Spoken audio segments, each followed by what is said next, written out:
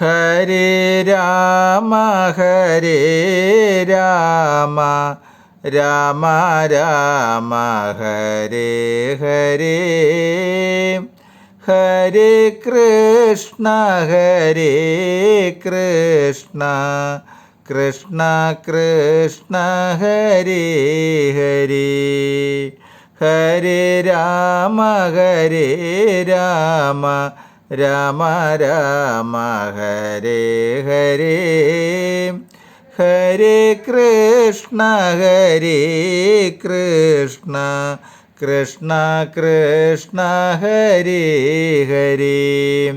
നമസ്തേ. ആത്മപ്രകാശം ചൊരിയുന്ന നാരായണീയ പാരായണത്തിലേക്ക് ഭക്ത്യാദരങ്ങളോടെ എല്ലാവർക്കും സ്വാഗതം. ശ്രീമദ് നാരായണീയത്തിൽ ദശകം 16 നരനാരായണ അവതാരവും ദക്ഷയാഗവും.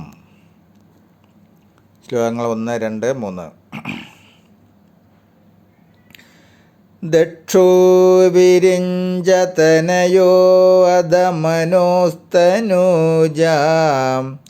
ലബ്ധ്വാ പ്രസൂതിമിക ഷോഡശചാപകന്യാഃ ധർമ്മേ ത്രയോദശദദോപ്യദർശോ സ്വധാം ച സ്വാഹാം ഹവിർഭുജി സതീം ഗിരീശേ ത്വദംശേ.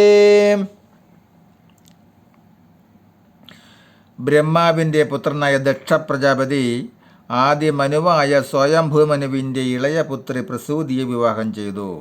അവർക്ക് 16 കന്യകളെ ലഭിക്കുകയുണ്ടായി. അവരിൽ 13 പേരെ ധർമ്മദേവന് വിവാഹം ചെയ്തു കൊടുത്തു. സ്വധ എന്ന പുത്രിയെ പിതൃക്കൾക്കും സോഹയെ അഗ്നിക്കും നൽകി. അവസാനത്തെ വത്സലപുത്രിയായ സതിയെ അങ്ങയുടെ അംശമായ ശിവനു നൽകി. ശ്ലോകം 2. മൂർത്തിർഹി ധർമ്മഗൃഹിണി സുഷുവേ ഭവന്തം നാരായണം നരസകം മഹിതാനുഭാവം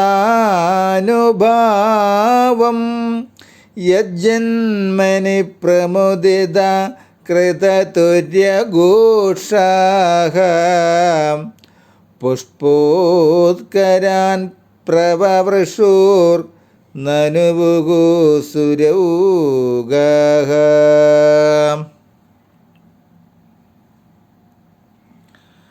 ധർമ്മപത്നിയായ മൂർത്തിദേവി ലോകവന്ധ്യനും തേജസ്വികളുമായ നരനാരായണന്മാർക്ക് ജന്മം നൽകി. ഭഗവാനെ, അങ്ങ് മൂർത്തിയിൽ ധർമ്മൻ്റെ പുത്രരായി നരനാരായണ നാമധേയത്തിൽ അവതാരം കൈക്കൊണ്ട് അങ്ങയുടെ അവതാരത്തിൽ സന്തുഷ്ടരായ ദേവസമൂഹം വാദ്യഘോഷങ്ങൾ മുഴക്കുകയും പുഷ്പവൃഷ്ടി ചെയ്യുകയും സ്തുതിഗീതങ്ങൾ പാടുകയും ചെയ്തു. അങ്ങനെ ദേവകൾ അങ്ങയുടെ അവതാരം ആഘോഷമായി കൊണ്ടാടി. മൂർത്തി ദക്ഷൻ്റെ 13 മക്കളിൽ ഒരുവളാണ്.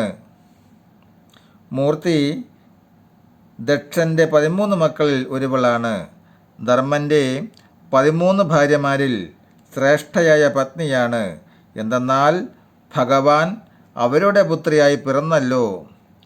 ഭഗവാൻ അവരുടെ പുത്രരായി പിറന്നല്ലോ. അഹോഭാഗ്യം.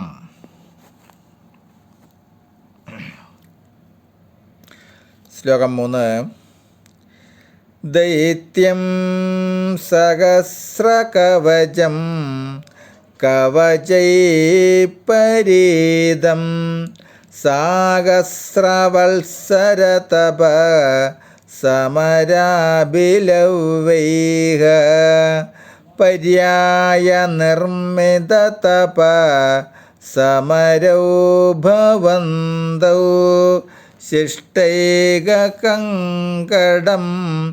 അമും നഗതാം സലീലം.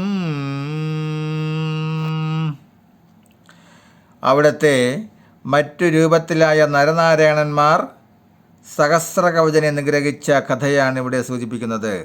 സഹസ്രകവചന് ഒരു പ്രത്യേകതയുണ്ടായിരുന്നു. അവൻ 1000 പടച്ചട്ട അണിഞ്ഞവനായിരുന്നു.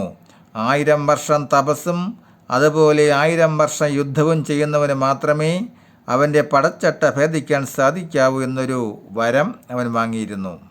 അതായത് ഒരു ദേവനോ മനുഷ്യനോ ഒന്നും സാധിക്കയില്ലെന്നും താൻ അമരനായി തന്നെ കഴിയുമെന്ന ബോധമാണ് ഇപ്രകാരം ഒരു വരം സമ്പാദിക്കാൻ ഇടയാക്കിയത്. അതിനാൽ വരം നേടി ആ അസുരൻ മതിച്ചഹങ്കരിച്ച് നടക്കുന്നതിനിടയിൽ നരനാരായണന്മാർ തപസ് ചെയ്യുന്നിടത്തെത്തി. ആയുധങ്ങൾ അരികിൽ വെച്ച് തപസ്സിൽ ലീനനായിരിക്കുന്ന അവരെ കണ്ട അസുരൻ അധിക്ഷേപിച്ച് ചോദിച്ചു, തപസ്വികൾക്ക് ആയുധമെന്തിനാണ്? അപ്പോൾ അവർ പറഞ്ഞു, വേണ്ടി വന്നാൽ ഉപയോഗിക്കാനാണെന്ന് അവർ പറഞ്ഞു. അവരുടെ വാക്കുകൾ അവനെ പ്രലോഭിപ്പിച്ചു. അവൻ യുദ്ധത്തിന് തയ്യാറായി. ദിവ്യദൃഷ്ടിയാൽ ആ അസുരൻ്റെ കാര്യം മനസ്സിലാക്കിയ നരനാരായണന്മാർ ഊഴമിട്ട് 1000 കൊല്ലം ഒരാൾ തപസ് ചെയ്യുമ്പോൾ അവനുമായി യുദ്ധം ചെയ്യും. പിന്നുള്ള 1000 വർഷം യുദ്ധം ചെയ്ത ആൾ തപസ് ചെയ്യും. ഇപ്രകാരം യുദ്ധവും തപസ്സും ചെയ്ത് നരനാരായണന്മാർ അവൻ്റെ ഒരു കവചമൊഴിച്ചുള്ള എല്ലാ കവചങ്ങളും ഭേദിച്ചു. ഒടുവിൽ അവനെ നിഗ്രഹിച്ചു. ഈ കഥ മഹാഭാരതത്തിലാണ് വർണ്ണിച്ചിട്ടുള്ളത്. നമസ്തേ. ശ്ലോകങ്ങൾ 4, 5, 6 തുടരും നാളെ.